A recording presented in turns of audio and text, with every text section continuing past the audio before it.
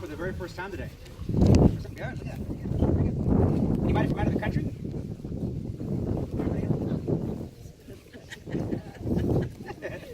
Wants to be very good. So welcome. Happy 4th of July. Everybody looks good in their colors like that. All right. So everybody else, I just a little background on myself. I live here now. Been there for about 7 years now. Been a park ranger for 1 year now. A little over 1 year and a month. But I've been working here in Charleston as a tour guide for about five years now. Okay? So I've been doing carriage tours and walking tours and boat tours, all kinds of fun stuff. So everybody always likes to ask the question. I always like to ask this question too. My big old question is why, right? Why this area?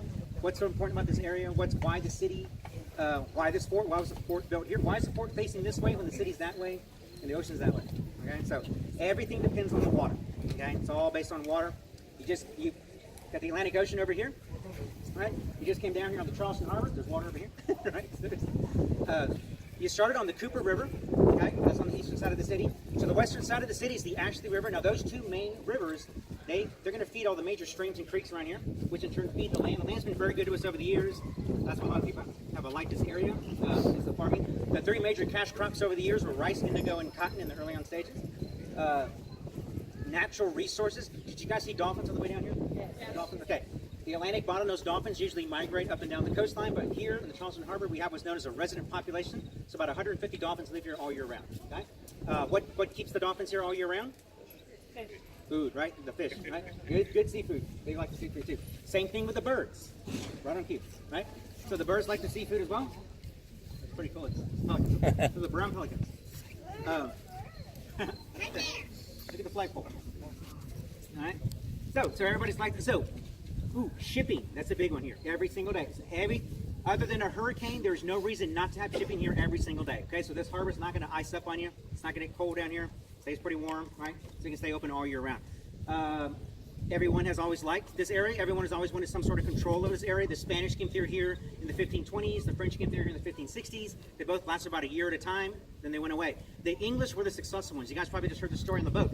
April of 1670, here come the English off the Atlantic Ocean. They sail right through here into the Charleston Harbor. They sail up to the land that we now know as downtown Charleston, and they keep going. They don't like it. There's something wrong with that land. They keep going up the Ashley River. About 4 miles up the Ashley River, they find a spot that they like better. They call that spot Albemarle Point. They set up shop there, and they start building up their town, okay?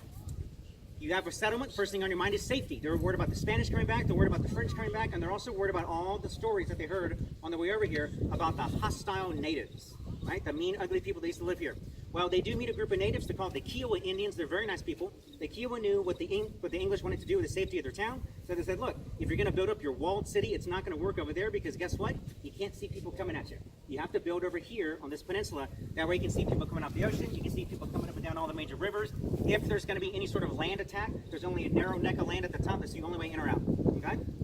So they study that and they say, you know what? These guys are pretty sharp. They're onto something. So 1680, they moved everything down over here on the peninsula and they start building up Charlestown, right? Charlestown like that. T-O-W-N-E. Right? Start building up Charlestown. This city, the city's growing up. It's the early 1700s. They start taking advantage of all the crops around here and the shipping as well. There's a new threat.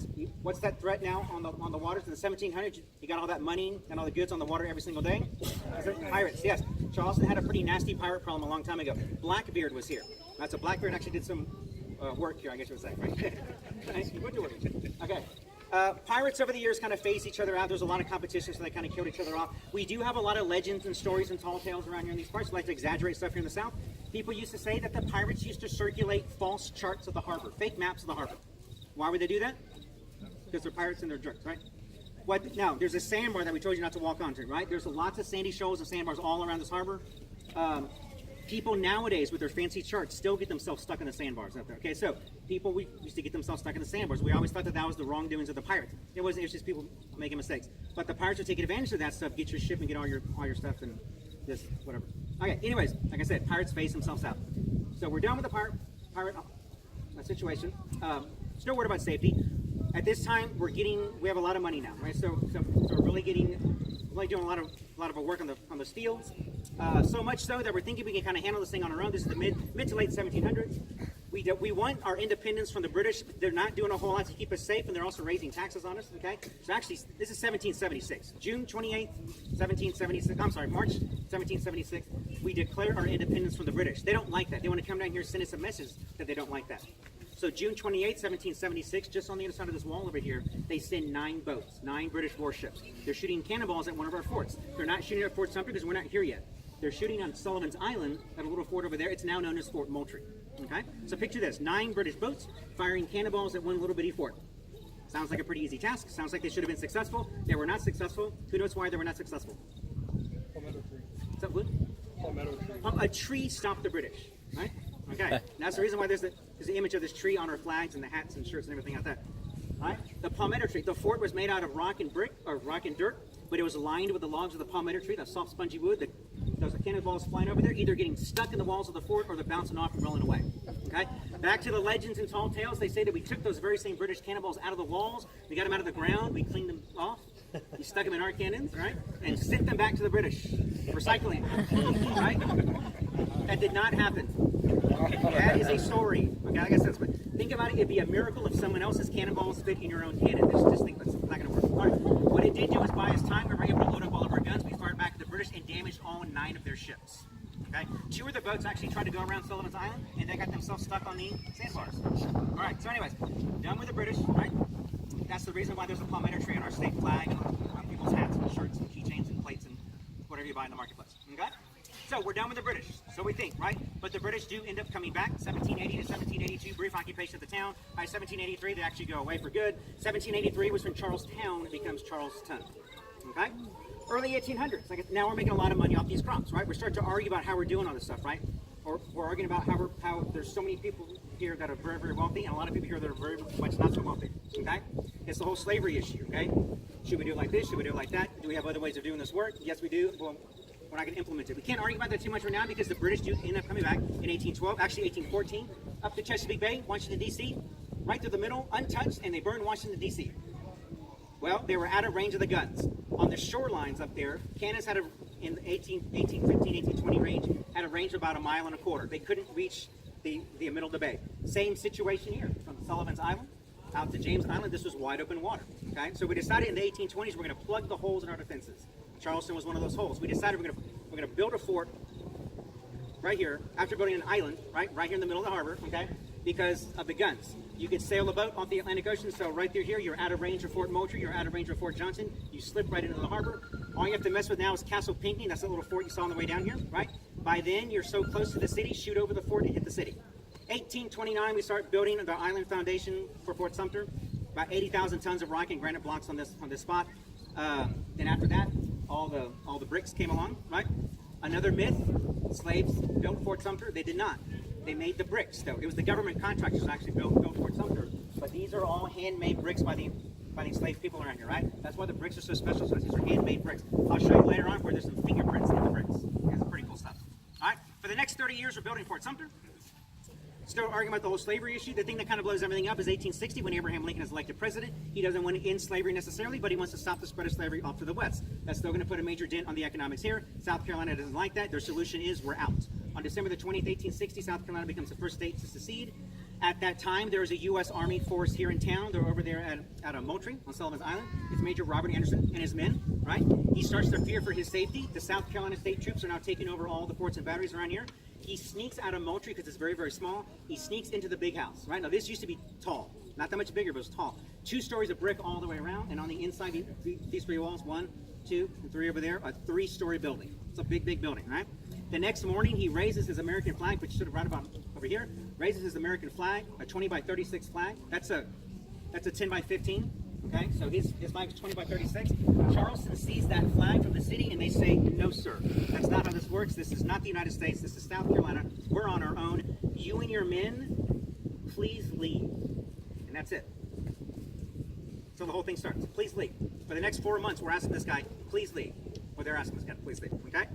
Now, at the beginning, it's the United States Army against the South Carolina state troops.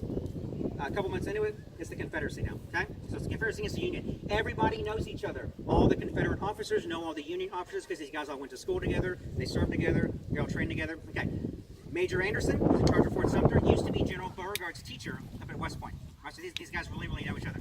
They start writing letters back and forth. Beauregard starts it. He says, sir, you're in our fort. You're going to have to leave. This is not the U.S. Please get your flags, your men, your guns, get all your stuff, and get in your boats and get on back up the coast. If you don't have enough boats, let us know. We'll gladly meet you with some boats over here, and you can have those. You know, just go. Okay? Anderson writes back and he says, sir, I had the honor of reading your letter. I'm going to have to respectfully decline your request to leave this fort. I have my orders to stay here. If I get further orders, I can leave.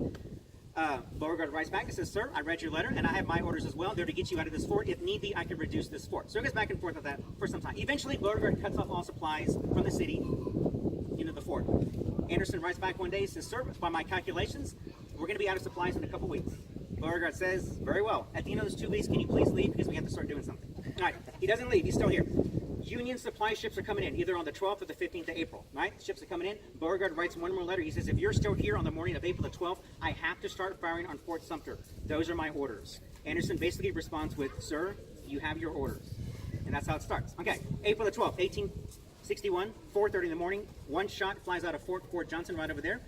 Comes up, it's a mortar shot, comes right over here, explodes right over the fort. That signal shot is the signal for all the other forts and batteries. It's letting them know you can now start your systematic fire on Fort Sumter. It's a counterclockwise move, all the way around the fort, okay? That's it. That's the first shot to the fort. 34 hours of that. It was not 34 hours of chaos or mayhem or firing back and forth. It was 34 hours after the first shot was fired. That's when Anderson here calls it quits. He has 85 soldiers here, all right? He has guns and cannons, kind of like these, but they're not set up yet. You can only fire back 8 of his guns at a time. He's surrounded by up to about 500 other soldiers, right, around him. They're starving. They're low on supplies. They're exhausted. There's a fire. Ooh, it's a big one. A fire. A hot shot. A hot shot is a heated cannonball that you heat up in a furnace, red hot. A hot shot flies out of Moultrie, comes over here, hits the officers' quarters right there, sets the officers' quarters on fire. That's bad. If we were all here, we would be inside of a 3-story fire. There's no place to go, right? There's no boat waiting for us. There's no dock or kids running around. There were reports of people hanging their heads out the cannon porch just to breathe, right? So you got to fight to breathe, fight the sea, fight the fire, fight the soldiers. It's getting really dangerous now because the fire is getting really close to the powder magazine right there in the corner. That's really bad news, and the whole thing's going to blow up. These guys shift their focus, they work really, really hard, and they seal the powder magazine. That's the good news. The bad news is they seal the powder magazine, okay? Or one of the powder magazines. Now you're done. That's when Anderson says, that's it. Okay, after all of that, 34 hours of bombing, nobody died on either side. Nobody died. A horse died on Sullivan's Island. I don't know how, but he died. Okay? Anderson's going to surrender this fort. Right? He asked General Beauregard, I'm going to lower the flag.